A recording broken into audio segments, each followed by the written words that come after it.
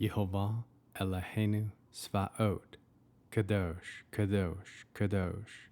Please fill me and lead me with the Ruach HaKodesh, that I may speak your written words with boldness to those who listen.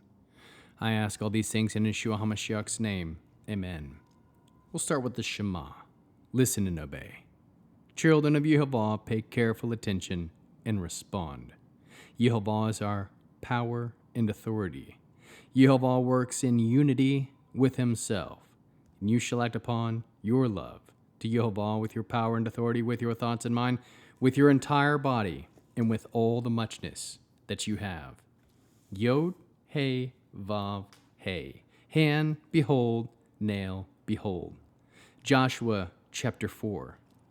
After the whole nation had finished crossing the Jordan, Yehovah said to Yehoshua, "Take for yourselves from the people 12 men, a man from every tribe, and give them this order.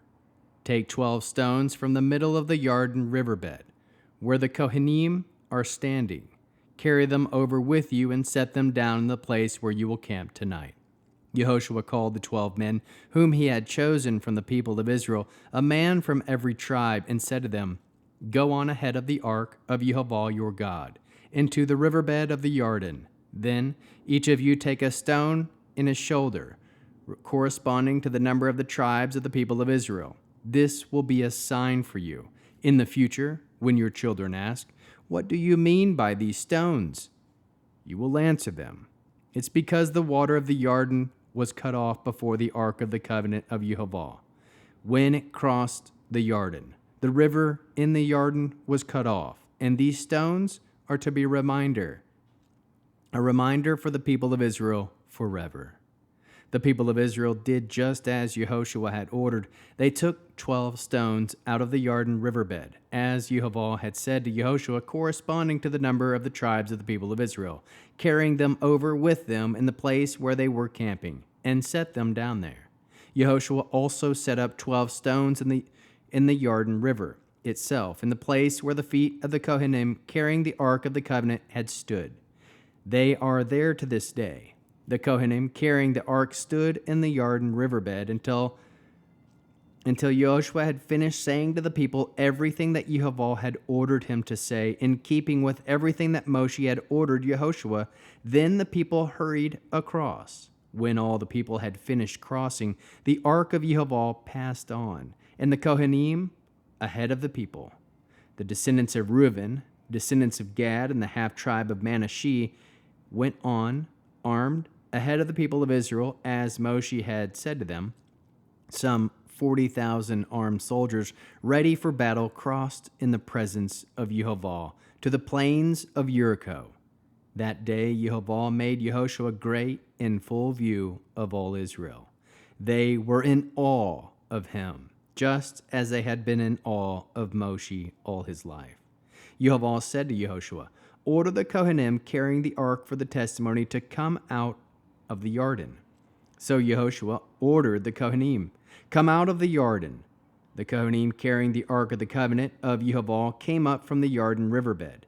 And as soon as the soles of the feet of the Kohanim touched dry ground, the water of the Jordan returned to its place, and the river overflowed its banks as it had before.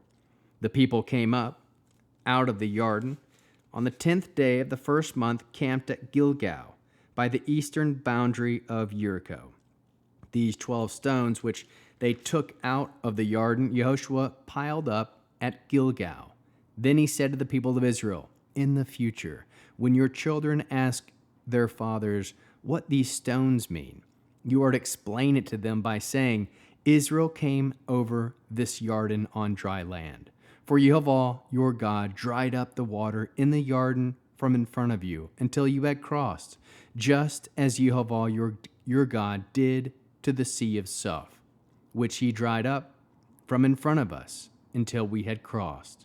From this all peoples of the earth can know that the hand of Yehovah is strong, and you can fear Yehovah, your God, forever." How can we learn to love our Creator after reading this awesome 4th chapter of Joshua? We can aim to be obedient and set apart for the work of God.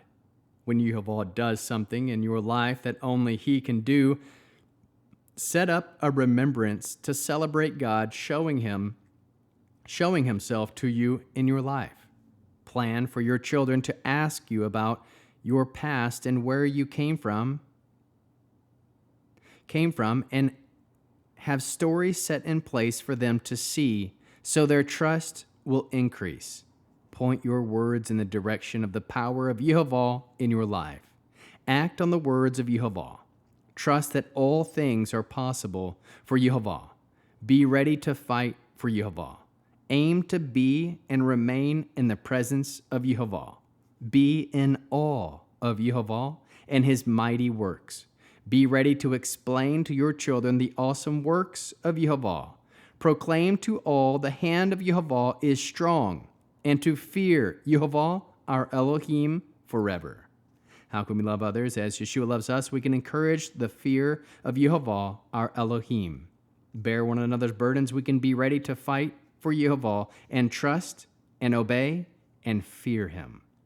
Produce spiritual fruit, love, joy, peace, patience, kindness, goodness, faithfulness, humility, and self-control. We'll end with the Aaronic blessing on this 6th day of the war in the Middle East, using the name. Yehweh will kneel before you presenting gifts, and He will guard you with a hedge of protection.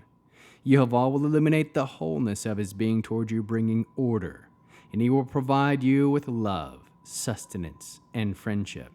Yehweh will lift up the wholeness of His being and look upon you and will set in place all you need to be whole and complete.